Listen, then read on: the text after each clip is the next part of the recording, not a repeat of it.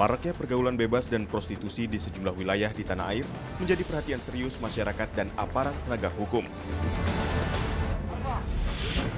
Seperti di wilayah Ambon, Maluku, kepolisian beserta Satpol PP mengamankan pasangan asusila di terminal yang terkenal sepi dan gelap. Para pasangan mesum ini digiring ke kantor polisi.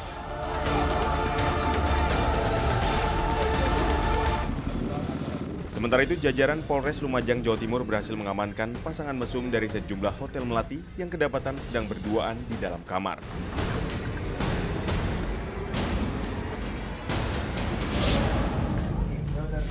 Razia juga dilakukan di Kota Makassar, Sulawesi Selatan. Target utamanya penginapan dan kos-kosan di sekitar Jalan Tarakan.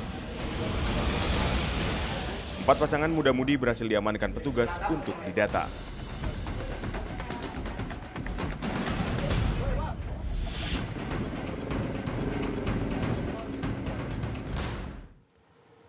Baik saudaraku, kembali di Makna dan Peristiwa. Ustadz, ini kalau misal kita, tadi kan dari tadi kita ngomong tentang remaja, anak-anak kayak tentang pendidikan seks gitu ya. Nah sebenarnya kalau kita melihat realita yang ada, memang terjadi ya tindakan aborsi juga terjadi ataupun pergaulan bebas terjadi itu di kalangan orang-orang tua juga seperti itu ya.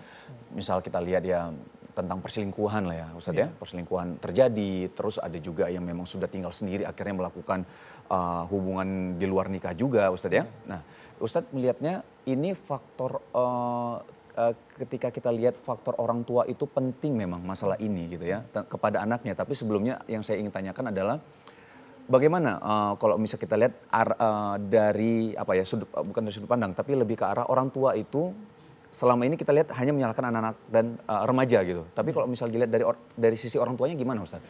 Ya, anak itu kan melihat apa yang terjadi pada kedua orang tuanya. Kalau orang tuanya suka ribut gitu ya, cekcok terus ya anak akan cari kebahagiaan di luar. Nah disitulah dia kemudian ketemu peer groupnya, yang kemudian sesama orang yang broken home misalnya.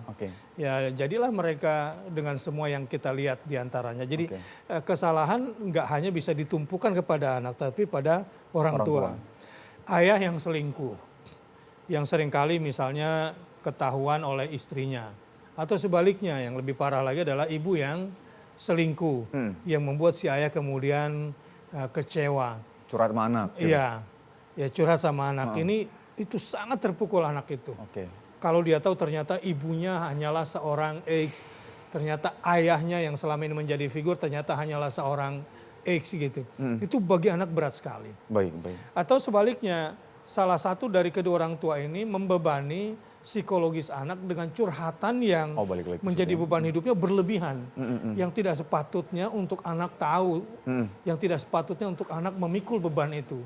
Ini juga akan memberikan beban-beban psikis sendiri terhadap anak. Itulah karenanya para orang tua ya, artinya saya mulai dari diri saya sendiri dan kita juga Wisnu sejak awal. Pendidikan seks kepada anak memang tidak hanya sebatas verbal. Yang paling penting adalah bagaimana kita menghargai.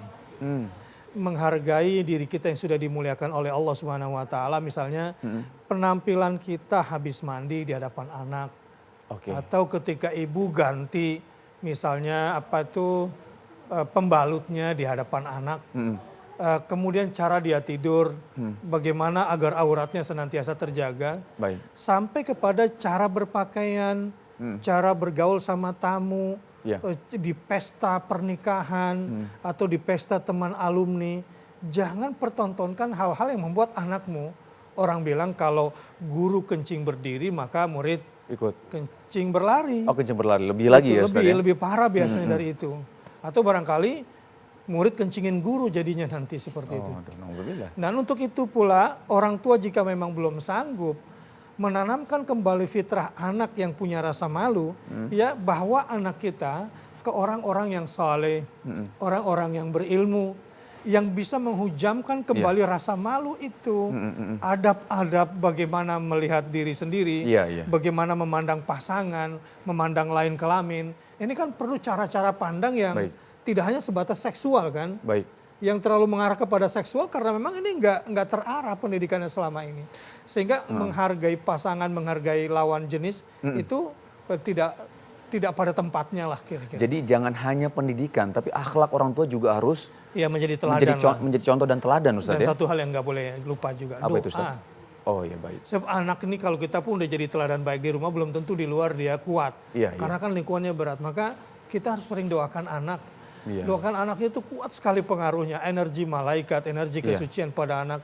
Masya Hubungan batin antara anak dengan orang tua itu nggak bisa lepas. Iya, Ustaz. Seperti kisah Yusuf. Iya, iya. Salah satu tafsirnya kan kalau nggak ada gambar bapaknya tiba-tiba di depan matanya, mungkin terjadilah dengan Zulaikha itu. Iya, iya, iya. Di situ perannya doktrin, doktrin dibarengi dengan doa, Iya. doa dibarengi dengan teladan. Masya Allah.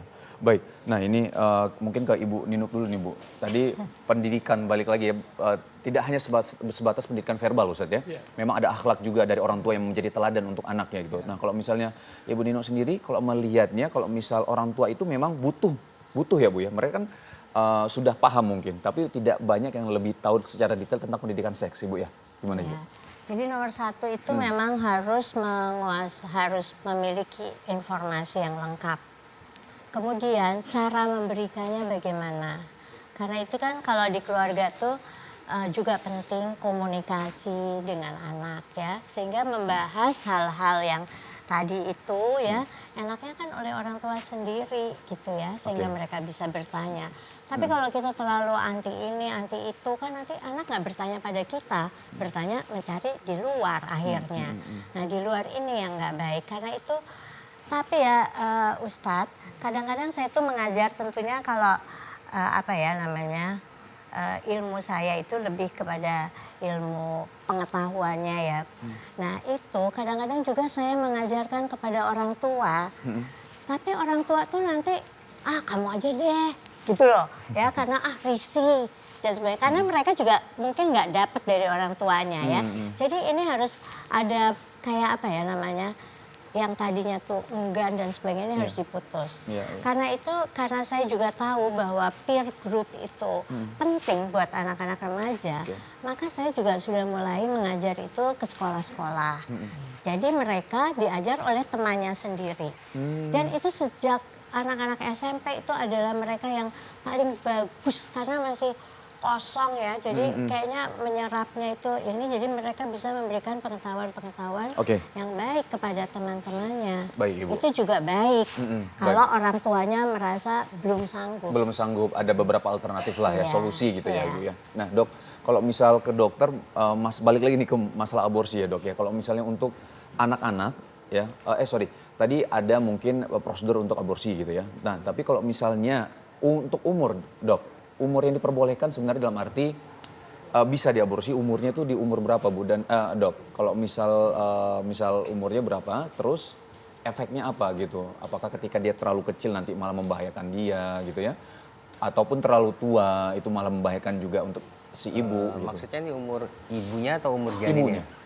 ibunya. Ya kalau untuk kasus-kasus keguguran itu kita tidak melihat umur ya. Oke. Nah, tapi definisinya dulu bahwa yang dimaksud dengan keguguran itu adalah berakhirnya kehamilan pada usia di bawah 20 minggu atau pada janin dengan berat kurang dari 500 gram. Itu yang disebut dengan keguguran. Oke. Tapi kalau melihat dari sisi si ibu ya tergantung ibunya sendiri. Jadi tidak ada batasan yang kapan aman, kapan enggak. Oh nggak ada itu ya? Enggak ada. Ya. Kan ada juga kan kasus-kasus yang masih di bawah umur juga ada yang hamil gitu ya. Itu Iya. aman-aman saja gitu kalau misalnya Ya. misalkan gitu. Ya kehamilan remaja itu memang sekarang banyak ya. Kalau menurut data hampir dari 48 dari 1000 kehamilan itu terjadi pada remaja. Oke. Ya tapi kalau memang sudah hamil, kalau tidak ada indikasi buat dihentikan ya memang tidak boleh, ya harus diteruskan. Oke Dok, terima kasih. Kita break dulu sebentar ya. Baik saudaraku, jangan kemana-mana karena kami akan kembali setelah yang satu ini. Tetap di Makna dan Peristiwa.